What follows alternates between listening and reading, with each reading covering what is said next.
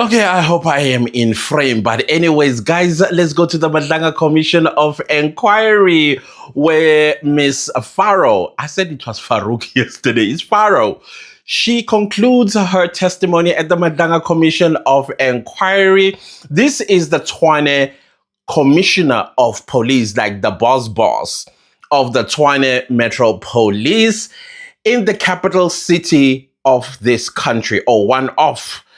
I always thought, for me in my head, Pretoria is the capital of the Republic of South Africa. And the way it is run, it is shocking. Because you have to look at countries that are our counterparts, partners. For example, you go to Beijing.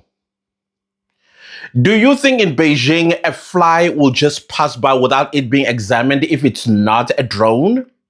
No, it would not. It would be shut down. Do you think if you go to India, I think it's Mumbai, I forgot what it's called now, they will also do the same thing? No, they will shoot that fly down because they have to be careful. But in Tshwane, you have Little Lagos, where white powder is the order of the day, right there in the capital city. The same capital city experiences ridiculous amount of crime in a capital, where union buildings situated. That's what we're talking about. And then we have a police commissioner. And I'm listening to her and I've been examining everything that she's saying. Listen, on accountability side as well as on risk and consequence management, she failed the city. She failed the city. She should be held accountable for her failure in holding the people she's responsible for accountable. Now, when it comes to the technicality part of her job, which is still as well, that she is not observant. She is not a manager material from what I am hearing from what is going on. They managed to dribble her. The corrupt officials in her department dribbled her. Now you have to ask a question. When you get dribbled, it's because of unawareness, lack of skill, especially people skill. I always thought that if you are a manager, you must understand what animal you are dealing with. And I'm talking proverbially here. You need to understand what you are dealing with. You need to be the person that looks at, when you are in a boardroom meeting, you look around, who zenzu clever? Okay, I have a lot of saliva in my mouth this morning. Who's Zenzu clever? Who thinks they know it all? And who is the slick one? You know people. People always reveal themselves as to who they really are. She did not pay attention to that. I think she trusted way too much that the people that are her subordinates are doing the job. That is why you are having the likes of Surgeon Kosi, who is not a member of the Tshwane Metro Police, comes from the South African Police Service and puts his hand in the cookie jar of Tshwane. And then she learns at the Madlanga Commission of Inquiry, like, who on earth is that? No, ma'am, no. You ought to have known already that there is,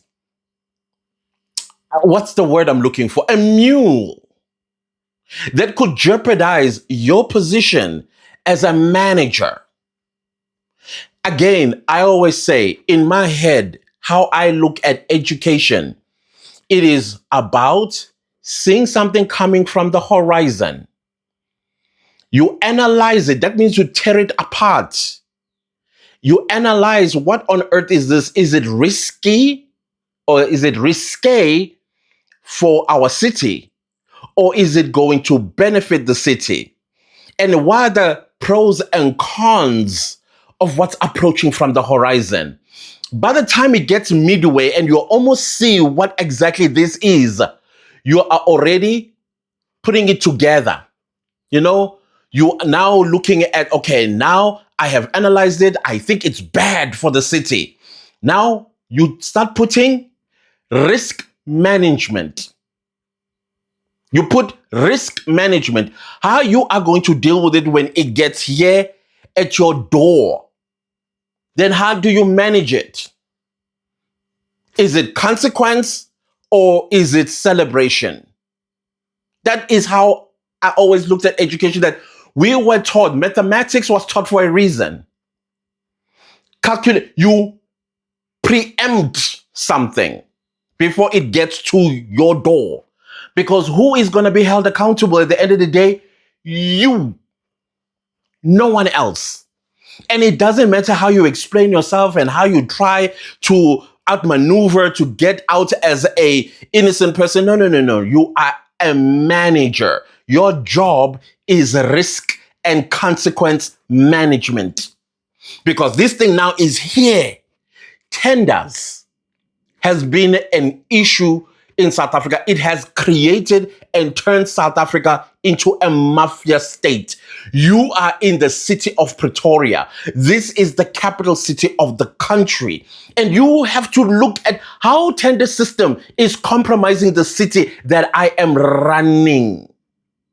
This doesn't only include you alone as the chief of police in Pretoria, in Tshwane, but also the city council. The city council should not rest because it is a capital city. Everybody should be working around the clock to ensure the city does not get penetrated. If this was an invasion, we would be invaded successfully. Why? Because we got managers that everything is flying over their heads. They are not analyzing. They are not looking to why this happened. How come we have so many illegal Nigerians living in Sunnyside? And so far, they even went as going to the union buildings to march, demanding for Sunnyside to be called Little Lagos. I know it was before her time when this happened, but as a person who's knowledgeable about that, you had to look and ask questions. How did that happen? Then you say, not on my watch. Sunnyside is going to be retaken over by the city, like how Nasipa Moya is doing.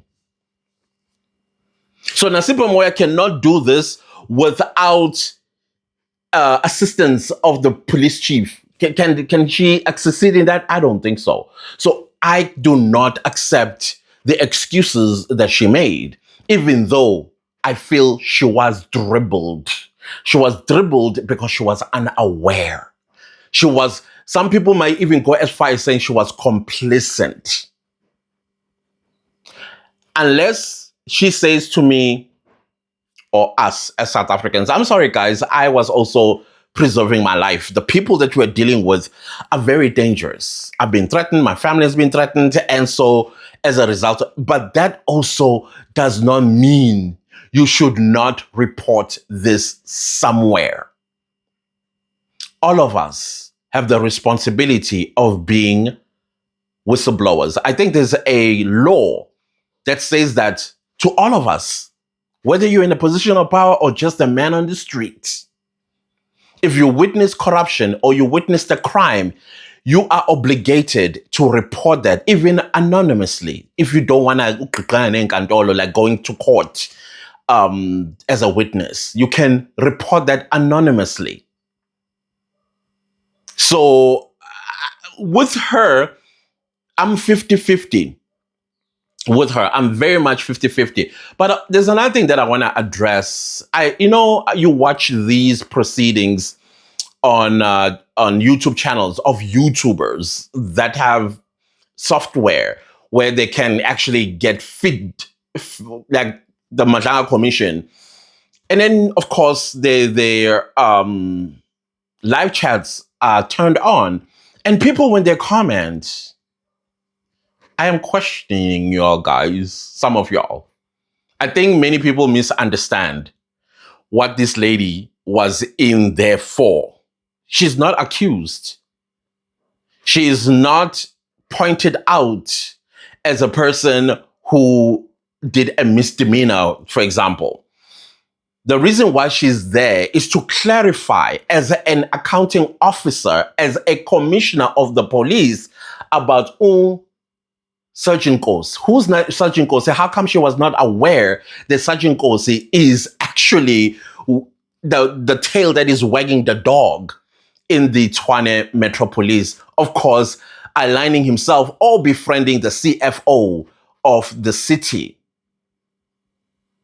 So that is why she's there, to answer to how come all this happened under your watch? Not that she's an accused person who's corrupt, but as a person that needs to be aware that she kind of like, she took her eyes off the ball.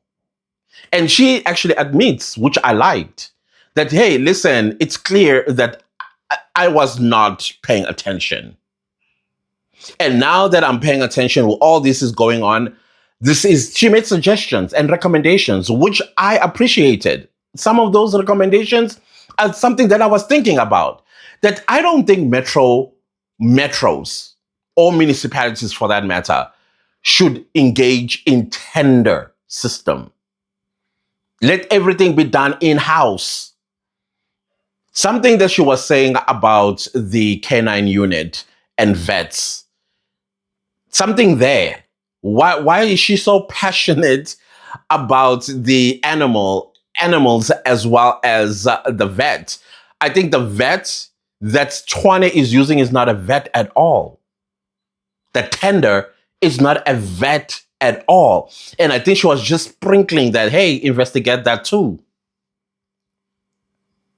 When I was growing up, there was no tenders. Everything was done in-house at municipalities. In-house. Now, even plastic bags, which is refuse bags, there's a tender for that. That's crazy. That's absolutely crazy. So these people, they created anything, even oxygen. It was just short of them tenderizing oxygen that we breathe.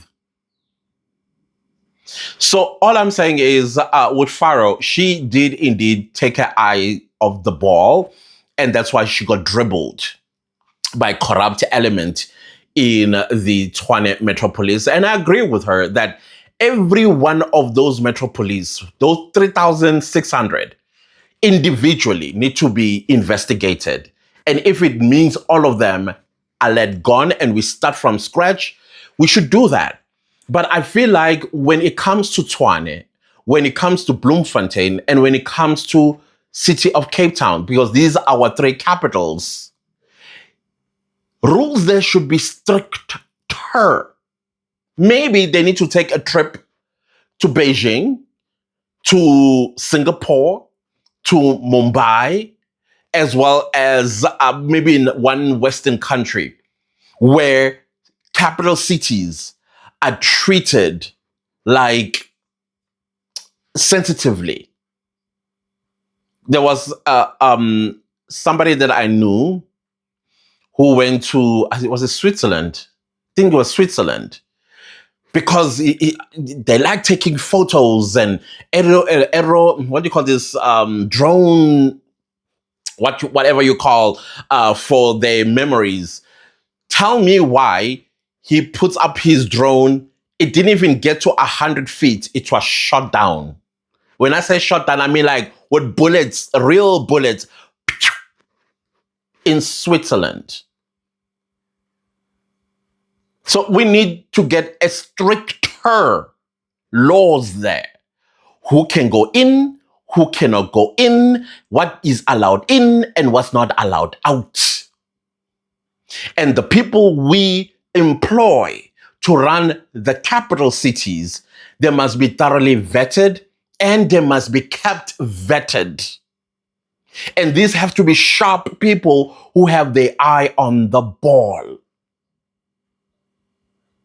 so that we don't get invaded like Sunnyside and all the other parts of Pretoria. I don't know. What do you guys think? So I feel like Miss Pharaoh, she dropped the ball. And she also did, after dropping it, she not put an eye on it. And she got dribbled. So clearly the CFO, Dlamini, and the likes, they're all going to jail. They're all going to jail. Her, I think she's going to get a slap on the wrists because there's nothing that says she's corrupt that I heard, or even the cross-examination itself that suggested that she knew anything about the corruption that is happening in the city. But she lacks managerial skills, unfortunately. I don't know what consequence that is going to be. I guess it's going to have to be left to the city council, which itself is questionable. Guys, we are going to the local government elections sometime later this year. Elect people, especially those of you that are in Tshwane, people that are going to look after that city and yourself and service you. Subsequently, the rest of us and our national security. Please understand those things. I thank you very much for listening. Let me get back to what I'm doing because I stole some moment while the Madlanga Commission has taken a small break until 10 past 11. Okay, I still have 10 minutes. And before a new witness comes on the stand. I understand that one of the officials of Tshwane is going to be next. And this now is a person that is implicated. Pharaoh was not implicated, but now we are going to get somebody who's implicated, where now you can make all sorts of accusations. He's lying, he's arrogant, he's lying, denying. Pharaoh was not doing all of that. I'm talking to people that make comments. She is not that person. She is a person that when Nkosi was talking, the question mark was, who is the accounting officer apart from the city manager? Because we're talking about the Metro Police here. And then it turns out to be Miss Pharaoh. Miss Pharaoh just had to come and clarify how this happened under her watch.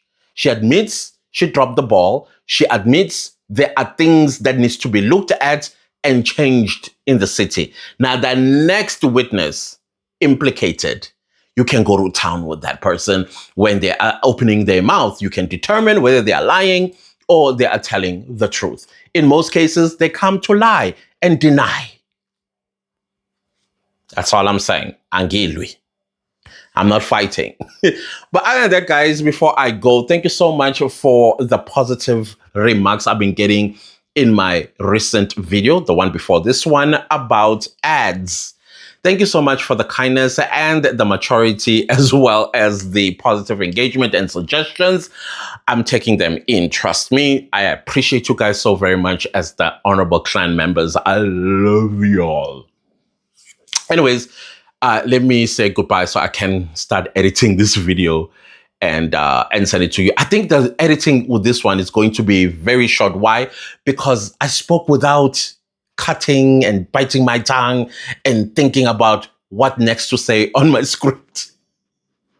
Thank you so much, guys, and I'll see you next time with a new one. Goodbye.